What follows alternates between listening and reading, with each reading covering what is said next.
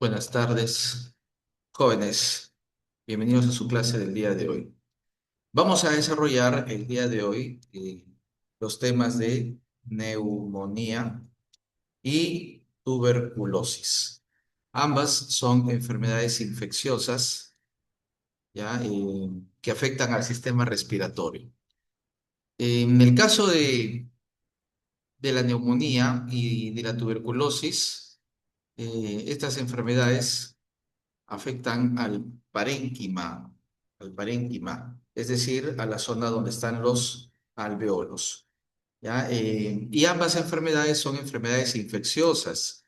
Quiere decir que el que llega acá hasta el parénquima es un microbio que va a causar daño. Ya, ese microbio eh, que llega hasta el parénquima pulmonar, o sea, hasta los alveolos, es, para el caso de la neumonía, ¿no? Cualquier microbio, cualquier bacteria, ¿no? O hongo o virus que logre llegar hasta ahí, ¿no? Cualquier microbio en general, microbios. En el caso de la tuberculosis, ese microbio es uno, solo, uno en especial, ¿no? Que es el bacilo de Koch o Mycobacterium tuberculosis, ¿no? Entonces, si tú revisas tu hoja de trabajo, ya en la parte de etiología, en la página 2 ahí te presenta los microbios causantes tanto de la neumonía como de la tuberculosis. Ahí están, ya puedes ver acá los que causan neumonía y los que causan tuberculosis. El más frecuente para el caso de la neumonía, de los que están ahí, en lo que respecta a bacterias, es el neumococo, ya que su nombre correcto es Streptococcus pneumoniae o neumococo, cualquiera de los dos es válido, es el más común en caso de bacterias, ¿no? Y el segundo lugar es el Haemophilus influenza. Ya, este es bacteria, ¿no? Ten cuidado porque en el caso de los virus, el virus más frecuente es el virus de la influenza, ¿no? El nombre es parecido. Hay influenza en virus y hay influenza en bacteria. Bien, y desde hace algunos años también está el SARS-CoV-2. Y acá, en el caso de la tuberculosis, como te dije, es el bacilo de Koch, ¿no? Cuyo nombre científico correcto es Mycobacterium tuberculosis. Muy bien, estos microbios tienen que llegar, ¿no? Hasta el parénquima pulmonar, hasta los alveolos. Es decir, que los microbios tienen que atravesar todo el sistema respiratorio, ¿no? Desde que entran por la cavidad nasal, faringe, laringe, hasta llegar a la última parte, que son los alveolos.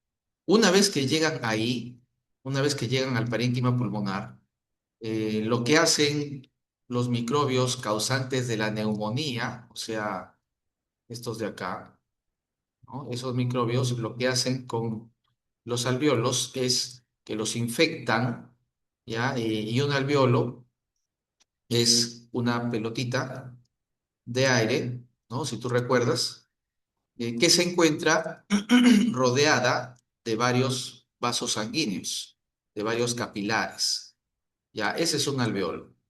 Entonces, cuando llega el microbio causante de la neumonía, un neumococo, por ejemplo, ataca a las células del alveolo produciendo daño, ¿no? Y cuando algo es dañado, ya hemos visto, te hago recordar acá, cada vez que ocurra daño, van a venir los glóbulos blancos, lo que se llama la inmunidad innata. ¿Ya? Y para que puedan venir los glóbulos blancos, si tú recuerdas, ¿no? Para que puedan venir los glóbulos blancos, en clase pasada, necesitamos un fenómeno llamado inflamación. ¿Ya? ¿En qué consistía la inflamación? Acá te lo hago recordar bien. La inflamación consistía en que los vasos sanguíneos que estén más cerca, ¿ya? El vaso sanguíneo más cercano, como ese, se inflama, o sea, se hincha, ¿no? Se vasodilata para que los glóbulos blancos que están adentro puedan salir, ¿no? Al dilatarse el vaso sanguíneo deja pequeñas aberturas muy chiquitas por donde escapan los glóbulos blancos. Sin embargo, por estas mismas aberturas también puede escapar agua y algunas proteínas, ¿no? Formando lo que se conoce como edema. Entonces, esto de acá, esta inflamación, para que salga el glóbulo blanco, que es este, ¿no? Para que pueda salir a pelear con los microbios, ocurre aquí, en los alveolos pulmonares, ¿no? Ahí tienes el alveolo, acá está el microbio, y está el microbio,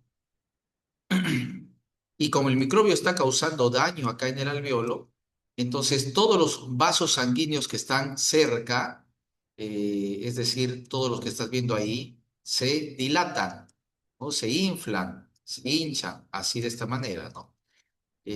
¿Para qué? Para dejar espacios por donde van a salir glóbulos blancos, ¿ya? Pero como acabas de ver, por esos mismos espacios también sale líquido.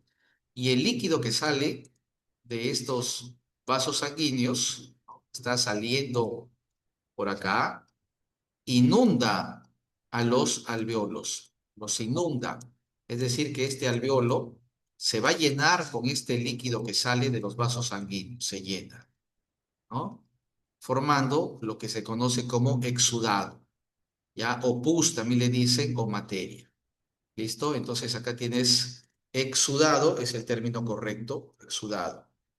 ¿Ya? Ahora, como el alveolo está lleno de líquido, que ha salido ese líquido de los vasos sanguíneos inflamados, entonces ese alveolo deja de funcionar. Eso es lo que ocurre en la neumonía. ¿Ya? Vamos a recapitularlo. Para que ocurra la neumonía, tiene que venir un microbio. ¿Ya? Este microbio, ¿cómo llegó aquí? Entró por vía respiratoria, ¿no? Mira, me salió muy feo. Espérate, lo arreglo. ¿Ya? El microbio entra por la nariz, no es igual. Profesor, antes de Ah, continuar, disculpe, sí, ¿me escuchan? Antes sí. de continuar, lo que pasa es que algunos alumnos me están pidiendo el ID el clave de acceso para que entren, porque van a entrar de otros celulares Ah, ok. Vamos a pausar la y grabación un no tienen ratito. bien el link.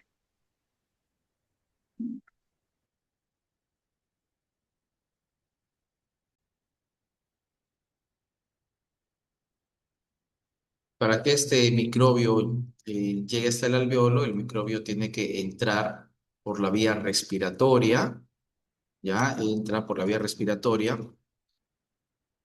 por medio del contagio, recorre atravesando cavidad nasal, ¿no? Faringe, por eso es que a veces o mayormente antes de que dé neumonía, el paciente suele tener rinitis o a veces faringitis y luego va bajando el microbio, ¿no? Llega a los bronquios, empieza a tener tos con flema, ¿no? Y así logra llegar hasta finalmente el alveolo.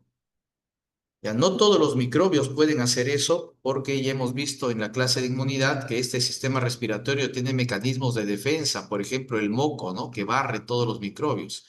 Son pocos, ¿no? Precisamente los únicos que pueden hacer eso son los microbios que tenemos acá en la parte de etiología. ¿Ya? Bien, entonces recuerda que este no es el único alveolo, ¿no? Hay más alveolos, ¿ya? Por ejemplo, por acá hay otro, ¿ya? Por acá hay otro más, ¿no? Y así, ¿no? Y entre los alveolos están los vasos sanguíneos.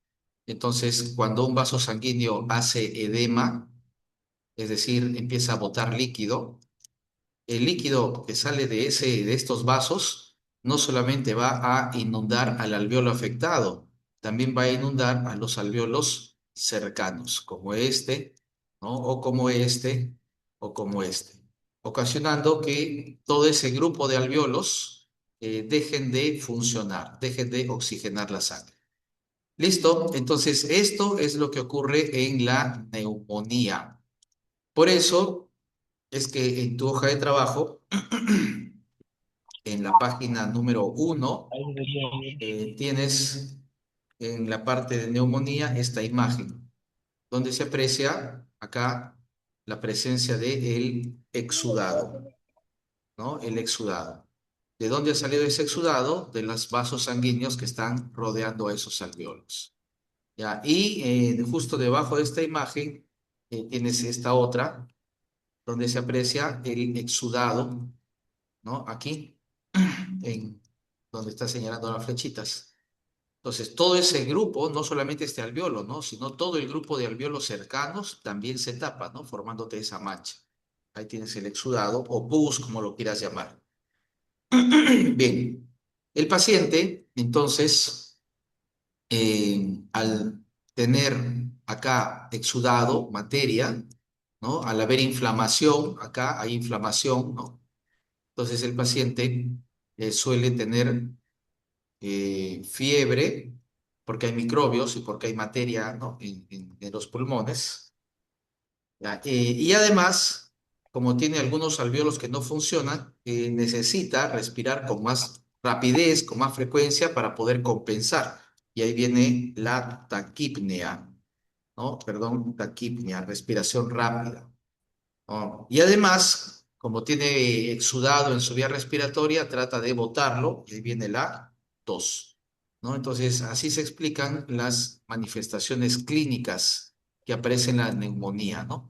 Las más comunes son fiebre, tos con flema, respiración rápida y fiebre. Ya, eso es lo más común en la neumonía, ¿ok? Vamos a revisar en tu marco teórico, en la página 3 tienes tú la patogenia de la neumonía, lo que hemos visto, ¿no? Pero vamos a revisarlo porque ahí está paso por paso. Entonces, número uno, acá dice, ingresa el microbio a la vía respiratoria, ¿no? Lo que está ocurriendo acá, el contagio, ingresa el microbio. En el número dos dice, se superan los mecanismos de defensa, claro, porque la mayoría de los microbios se queda atrapado acá con el moco, pero este microbio no, este microbio baja. ¿Hasta dónde baja? Hasta el alveolo. Quiere decir que el microbio logra superar todos los mecanismos de defensa y número tres, llegan los alveolos. ¿Qué ocurre en el alveolo? Causa daño. Y como causa daño, tiene que haber inflamación. Y como hay inflamación, los vasos se hinchan, se dilatan, se inflaman y eso ocasiona salida de agua, ¿no? Entonces, esa inflamación alveolar genera la salida de agua, o sea, el exudado. ¿Ya? Ahí tienes el mecanismo, ¿no? La patogenia, ¿no? De la neumonía. Y acá puedes ver lo que te he dicho, ¿no? El vaso sanguíneo liberando glóbulos blancos, pero también liberando exudado, ¿no? Ahí están los poros, ¿ves? Se llena de exudado. Muy bien. Y también revisemos en la página 4, ¿no? Las manifestaciones clínicas que te acabo de mencionar, ¿no? En la página 4 está esto, ¿sí? Cristi. Ahí está la fiebre que te mencionaba, ahí está la tos que te mencionaba, ¿no? La respiración rápida no está, pero está la disnea, que significa respiración difícil, ¿ya? Como síntomas. Y también tienes los estertores de tipo crepitantes. ¿Qué significa? Significa que el pulmón suena, ¿ya? El pulmón suena, ¿ya? ¿Y cómo suena el pulmón? Para eso tienes que escuchar al pulmón, ¿no? ¿Y cómo escuchas al pulmón? Por medio de la auscultación. Entonces, este es un signo, ¿ya? Es un signo. Cuando tú auscultas el pulmón, vas a escuchar que suena, tiene un ruido anormal. Ese ruido anormal se llama crepitante. Y ese crepitante, para que tengas una idea, se parece mucho al ruido de sobar cabello. Tú agarra cerca de tu oreja cabellos y frótalos ahí, cerca de tu oreja. Y ese ruido que hacen es el mismo ruido que se escucha en el pulmón donde hay neumonía. Entonces, el paciente te va a llegar con historia de que ha tenido infección alta, ¿no? Rinitis, faringitis. Después de un par de días empieza a hacer fiebre, respiración rápida, tos. Tú debes sospechar de neumonía, ¿no? ¿Qué haces? Le escuchas el pulmón, ¿no? Y cuando lo escuchas al pulmón, le escuchas ese ruidito y eso te hace sospechar más todavía que el paciente puede tener neumonía. Listo.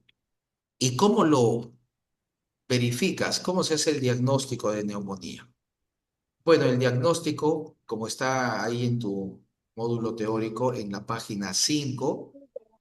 Para comprobar la presencia de neumonía se suele tomar una radiografía. Ya en la radiografía, el pulmón sano se observa de color oscuro, como acá, ¿no? Como acá. Esas son regiones donde hay alvéolos con aire en su interior, ¿no? Por eso es que se ve oscuro. Pero donde hay neumonía se ve una mancha blanca, ¿no? Como ocurre acá, ¿no? O como ocurre por acá, ¿no? O por acá. Entonces ahí hay neumonía. ¿Y qué ocurre en esa región? Tenemos alveolos, pero no con aire, sino con exudado, lo cual opaca la imagen, ¿no? A la radiografía lo opaca. Entonces, el diagnóstico se establece de neumonía, se establece con una radiografía de tórax, donde se observa opacidad en los campos pulmonares. También se le puede llamar a esto consolidación en los campos pulmonares. Y suele quedar ahí porque los microbios que causan esto son conocidos, ¿no? No son muchos. Si te ha pasado eso, o bien es un neumococo, o bien es un Haemophilus influenza, ¿no? Y en los niños suele ser virus, ¿ya? Pero los virus se van solos, no podemos matarlos. A estos de acá sí podemos matarlos con antibióticos. Para la neumonía, el tratamiento es con antibiótico, siempre y cuando sea bacteriana, ¿no? Amoxicilina por lo general. Ya si quieres saber exactamente qué microbio es, para saber qué microbio es, específicamente ahí necesitas un cultivo. Siempre los cultivos te permiten saber el microbio específico que está causando la enfermedad. ¿Ok? Listo.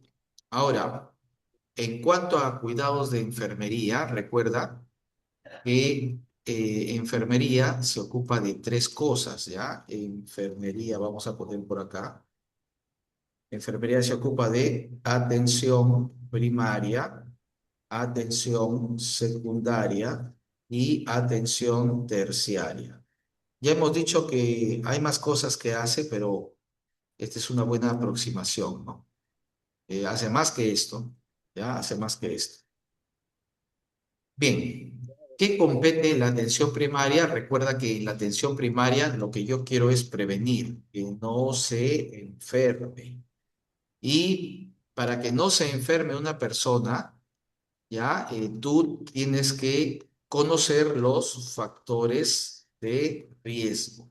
¿A quién le haces atención primaria? Al que está en riesgo, no cualquiera, ¿no? No vas a llegar al aula y ya vamos a hacer prevención de neumonía. ¿Y ahí quién se va a enfermar? Tiene que haber riesgo. ¿Ya? Entonces la atención primaria la haces a quienes están en riesgo. ¿Y cuál es el principal riesgo para neumonía? ¿No? Y para cualquier enfermedad infecciosa en general, ¿no? El principal riesgo es, de repente alguien lo sabe, el contacto. ¿Y eso qué quiere decir? Quiere decir que tú puedes enfermar, sí y solo sí, ¿no? O sea, te puedes enfermar de neumonía y de cualquier otra enfermedad infecciosa solo si estás en contacto con un paciente enfermo. Ya, si estás en el aula y hay un enfermo ahí que está tosiendo, ahí estás en riesgo. Ya, ahí estás en riesgo. Ya, y si no hay ningún paciente enfermo, pues no, no hay problema, ¿no? Entonces, ese es el principal riesgo.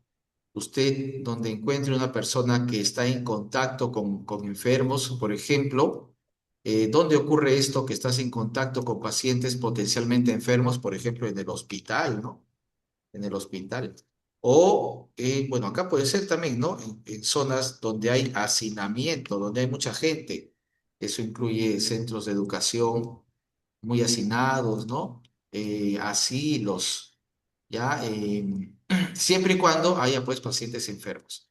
Entonces, en ellos tienes que hacer atención primaria, ¿ya? ¿Y qué harías tú como enfermera cuando detectas la presencia de riesgo, ¿no? ¿Qué harías para evitar? que a esas personas que están en riesgo eh, no les dé neumonía. Bueno, acá hay que agregar algo más, ¿no? Y si una persona no está en contacto con un enfermo, ¿no le hago atención primaria? No, con una excepción. ¿Cuál? ¿No? ¿Cuál es la excepción? Donde a pesar de que no haya contacto, no está en su casa a salvo, no esté en un hospital, no sale, no hay ningún riesgo, aún así tengo que hacerle atención primaria. ¿A quién? ¿De quién estamos hablando? No hay riesgo alguno y aún así tengo que prevenir. Eso cuando hay inmunodepresión, o sea, defensas bajas. ¿Y quién está acá metido en defensas bajas en inmunodepresión? No sé si en tu módulo está, déjame ver. Sí, acá está, ¿no? No lo dice directamente, pero lo menciona ahí tangencialmente. Ancianos, ¿no? O niños, o que tengan alguna enfermedad debilitante, como la diabetes, ¿no? Falla renal, ¿no? Etcétera. ¿Ya? Cualquier persona que tenga inmunodepresión, así no esté en contacto con un paciente, igual tiene que recibir atención primaria. ¿Ya? Listo. Ahora te decía, ¿qué haces con estos pacientes? Identificaste pacientes en riesgo, ya sea porque están en contacto potencial con pacientes con neumonía o porque tienen el sistema de defensa deprimido. ¿Qué haces con ellos? Hay varias opciones, ¿ya? La más poderosa, acá te lo voy a traer tal y cual está en tu módulo. La más poderosa de ellas es la vacunación. Por ejemplo, a los ancianos se los vacuna, ¿no? Contra el neumococo, contra la influenza. ¿Qué están haciendo ahí? Prevención primaria. ¿Por qué ese ancianito está en contacto? No, no es necesario porque tiene inmunodepresión. Ya es la vacunación. Y lo otro es la educación. Y puedes poner más, ¿ya? Más. ¿De qué depende lo demás que vas a poner? Del análisis del paciente. Por ejemplo, si tú encuentras un paciente en el instituto que está con infección respiratoria y está en tu aula, ¿qué harías? Entonces depende de cada caso.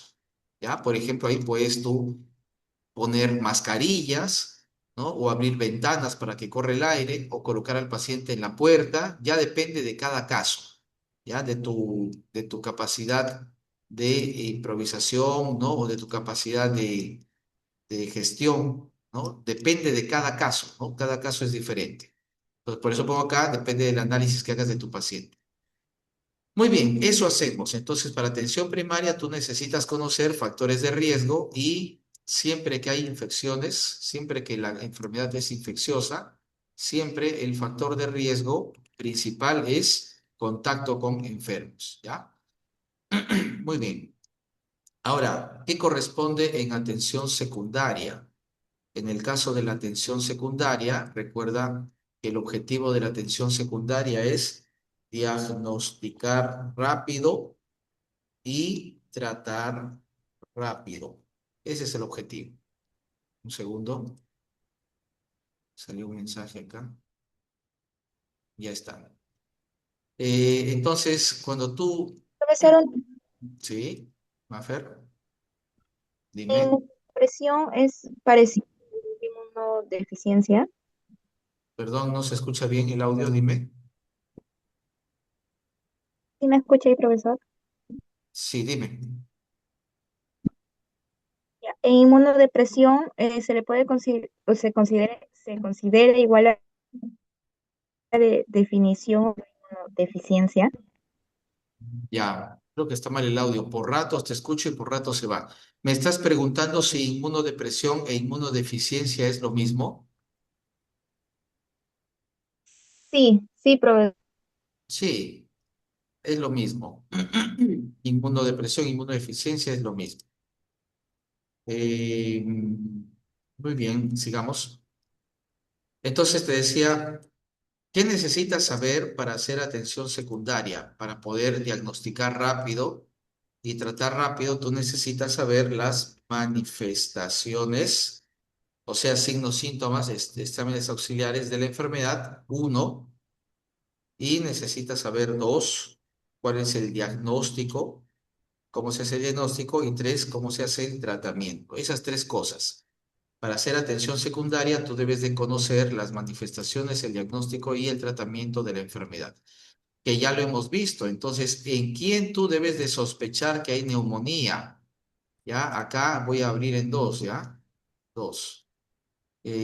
Antecedentes también acá, ¿ya? Y las manifestaciones mismas. Entonces, tú debes sospechar que hay neumonía cuando, por ejemplo, el paciente ha estado con contacto con personal afectado, ¿no? Antecedentes, ¿no? Hay enfermos en casa, sí, ¿no?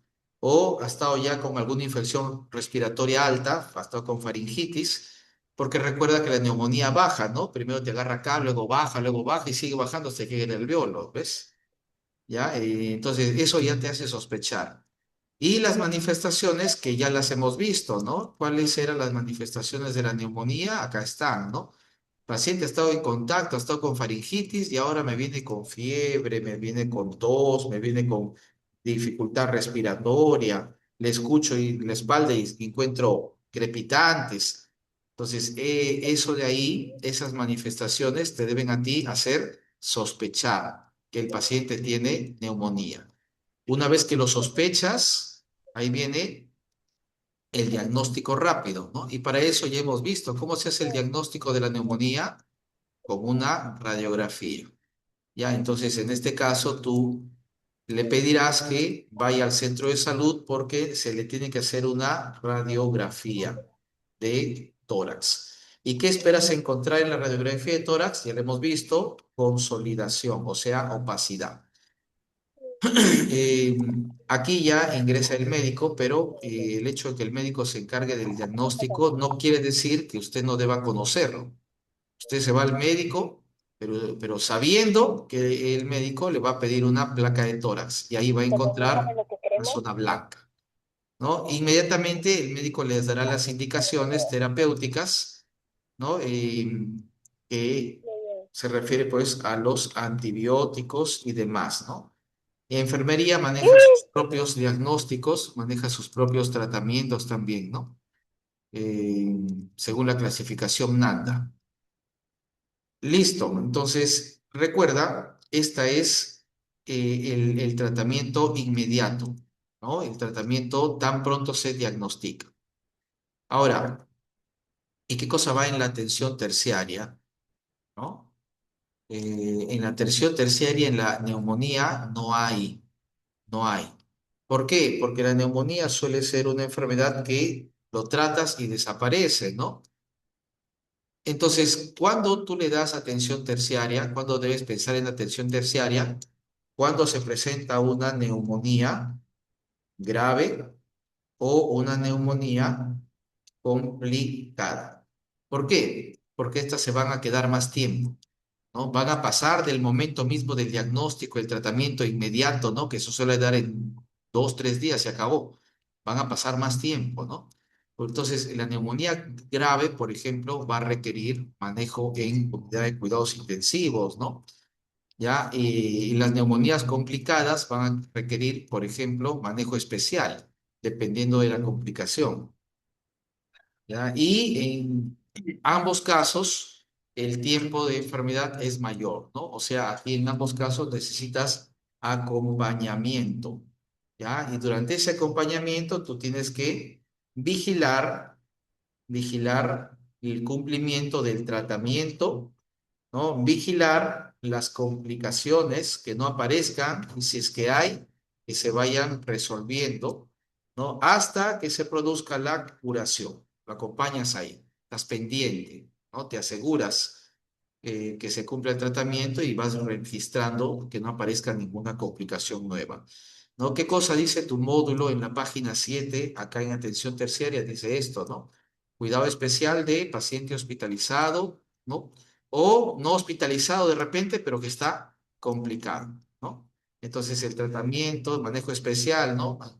Ahí viene tu oxigenoterapia, tu fisioterapia respiratoria, ¿no? Vigilar el tratamiento, ¿no? Promover y vigilar la adherencia al tratamiento antibiótico, ¿ya? Muy bien. Entonces, hasta acá tenemos el tema de neumonía, falta tuberculosis, que lo vamos a ver en el siguiente sub, que va a ser en 15 minutos, ¿ya?